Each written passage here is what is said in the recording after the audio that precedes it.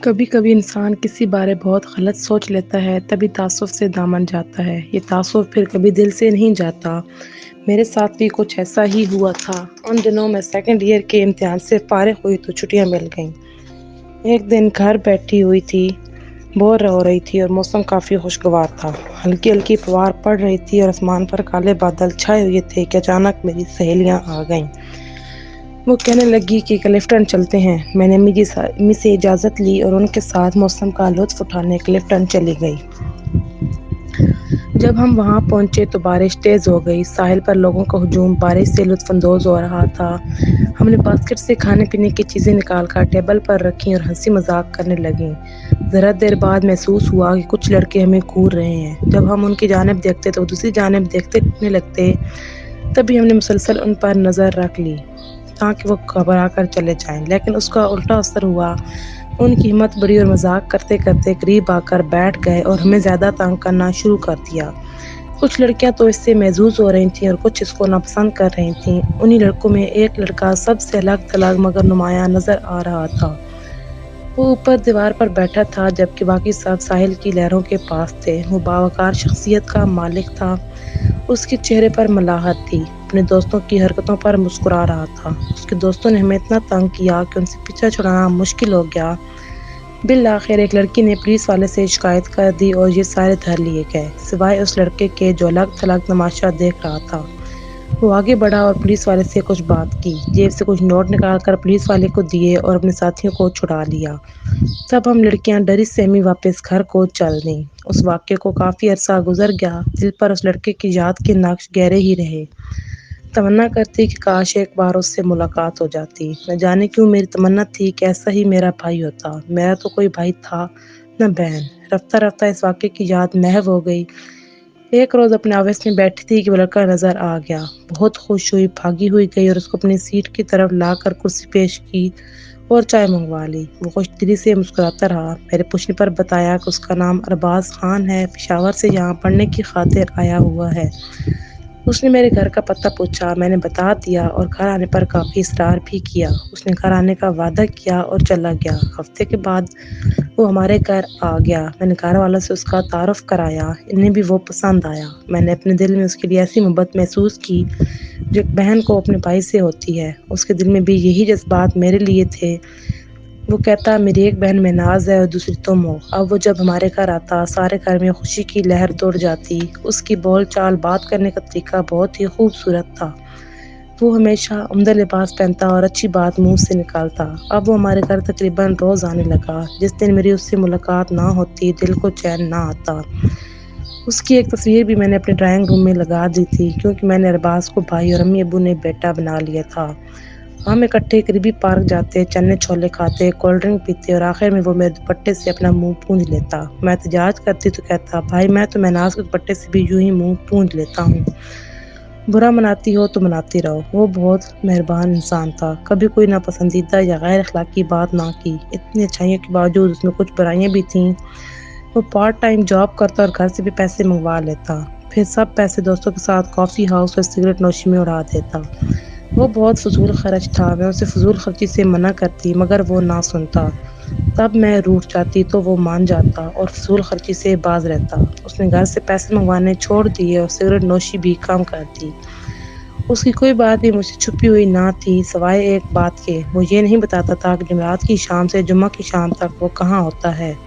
کہتا رشتہ داروں کے پاس ہوتا ہوں۔ بہت پیچھے پڑی کہ مجھے بھی وہاں لے چلو جہاں تم جاتے ہو۔ آخر ضد چڑھ کر ایک دن اس نے کہا اچھا چلو تیار ہو جاؤ۔ میں بہت خوش ہوئی۔ اس نے میرے ابو کی موٹر سائیکل نکالی اور مجھے لے جا کر ایک سینما ہاؤس میں بٹھا دیا کہ یہاں ہوتا ہوں اپنے دوستوں کے ساتھ۔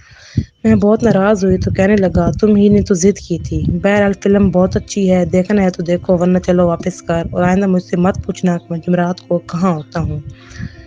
بہرحال ہم بغیر فلم دیکھے گھر آ گئے۔ اس کے بعد کئی دن میں ارباز سے ناراض رہی۔ اکثر وہ اپنے رشتہ داروں کی باتیں بتاتا اور اپنی چھوٹی بہن مہناز کے بارے میں بھی بتاتا جو اس سے بہت محبت کرتی تھی، اس کا ہر دم خیال رکھتی اور مزیدار چائے بناتی تھی۔ جب 2-3 بار ارباز نے ہمارے گھر کھانا نہ کھایا تو مجھے ناراضی ختم کرنا پڑی۔ تب اس نے کھانا کھایا۔ میری اور ارباز کی اس محبت کا میری سہیلیوں کو پتہ تھا۔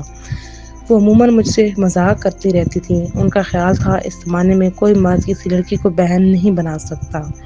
منہ بولے بہن بھائیوں کا رشتہ مشکوک ہوتا ہے اور کبھی بھی برائی میں بدل سکتا ہے۔ میں ان کو قائل کرنے کی کوشش کرتی تو مجھ پر کہکے لگاتی۔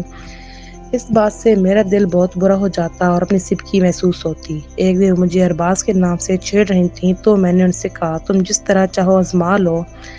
ارباز خان کا دل میرے لیے سگے بھائی جیسا ہے۔ انہوں نے کہا ٹھیک ہے تم ذرا اس کو آزما کر تو دیکھو، تم کو خود ہماری باتوں کا یقین آ جائے گا۔ اس کے دل میں جو چھپا ہے زبان پر لے آئے گا اور برائی کا یقین تم اپنی آنکھوں سے کر لو گی۔ بس ذرا سا تمہیں جھوٹ بولنا پڑے گا۔ مجھے ارباز کی محبت پر اعتماد تھا سو میں نے حامی بھر لی۔ انہوں نے مجھے سکھایا کہ تم اس کو کہنا کہ میں تم سے اس طرح محبت کرتی ہوں کہ تم سے شادی کرنا چاہتی ہوں۔ اس طرح اس کی محبت کا امتحان ہو جائے گا۔ میں ان کی باتوں میں آ گئی۔ تبھی اسی وقت وہ آ گیا۔ کہنے لگا چلو بازار چلیں، عید آنے والی ہے۔ عید سے 2-3 دن پہلے گھر چلا جاؤں گا، تم کو عید کی شاپنگ کرا دوں۔ تم میں ناز کے لیے بھی چوڑیاں اور جوڑا پسند کر لینا۔ میں نے کہا نہیں، آج مجھے تم سے ضروری بات کرنا ہے۔ میری سہیلیاں پردے کے پیچھے سے چھپ کر ہماری باتیں سن رہی تھیں۔ میں نے ارباز سے کہا ہماری بہن بھائی کی محبت قائم نہیں رہ سکتی کیونکہ منہ بولے رشتوں کا اعتبار نہیں ہوتا اور نہ ہی ایسے رشتوں پر دنیا اعتبار کرتی ہے۔ میں آپ سے ضرور محبت کرتی ہوں، سچی محبت کرتی ہوں، اتنی کہ آپ کے بغیر نہیں رہ سکتی، مگر میرے دل میں اس محبت کا روپ بدل گیا ہے۔ میں آپ سے شادی کرنا چاہتی ہوں۔ مجھے لگتا ہے کہ آپ بھی ایسا ہی چاہتے ہیں مگر بھرم رکھا ہوا ہے اور کہتے نہیں ہیں۔ مجھے یقین ہے کہ آپ میری اس خواہش کو نہیں ٹھکراؤ گے۔ اتنا سننا تھا کہ ارباز خان کا چہرہ سبز گیا۔ کچھ دیر وہ حیرت سے مجھے دیکھتا رہا، پھر کہا اتنے پاکیزہ جذبات کو تم نے ٹھیس پہنچائی ہے۔ کاش تمہارے منہ سے یہ سب سننے سے پہلے مجھے موت آ جاتی۔ میں تم کو اپنی سگی بہن سمجھتا تھا اور ہمیشہ سمجھتا رہوں گا۔ یہ کہتے ہوئے اس کا چہرہ غصے سے سرخ ہو گیا جیسے اسے کسی نے گالی دے دی ہو۔ بغیر کوئی دوسرا لفظ اٹھ کر چلا گیا۔ اس روز میں نے ایک بھائی کی محبت اور پیار کو کھو دیا۔ میں بے جان سی کرسی پر بیٹھی اس صوفے کی طرف دیکھتی رہی جس پر کچھ دیر پہلے ارباز بیٹھا ہوا تھا۔ میری سہیلیاں بھاگ کر اندر آئیں، انہوں نے مجھے جھنجھوڑا۔ اس دن میں اتنا روئی کہ شاید کبھی نہ روئی ہوں گی۔ اب میرا سکون چھن گیا، مجھے ایک پل بھی چین نہ تھا۔ مجھے معلوم نہ تھا کہ اس کو آزمانا اتنا مہنگا پڑے گا۔ میں ایک بھائی کی محبت سے ہاتھ دھو لوں گی۔ کئی سال گزر گئے، وہ نہ آیا اور پھر نہ اس نے رابطہ کیا۔ امی ابو نے بھی بہت کوشش کی اس کو منانے کی، وہ بھی تو اس کو منہ بولا بیٹا بنا چکے تھے۔ ان کو بہت دکھ تھا اس کے روٹھ جانے کا، حالانکہ قصور میرا تھا۔ میں ہی نادان سہیلیوں سے شرط لگا بیٹھی تھی۔ آج اس بات کو برسوں گزر گئے، میری شادی ہو گئی۔ اب میں 4 بچوں کی ماں اور ایک نیک شوہر کی بیوی ہوں، لیکن یہ خواہش اب بھی دل میں موجود ہے۔ اے کاش ارباز بھائی مجھے ایک نادان لڑکی سمجھ کر معاف کر دیتے، ایک بار میرے والدین سے ہی ملنے آ جاتے جو اب دنیا میں نہیں رہے۔ ارباز کو میں نے ساری بات بتا کر معافی مانگ لیتی، مگر ایسا نہ ہوا۔ وہ گئے تو پھر نہیں آئے۔ سچ ہے، منہ سے نکلی بات اور کمان سے نکلا تیر کبھی واپس نہیں آتا۔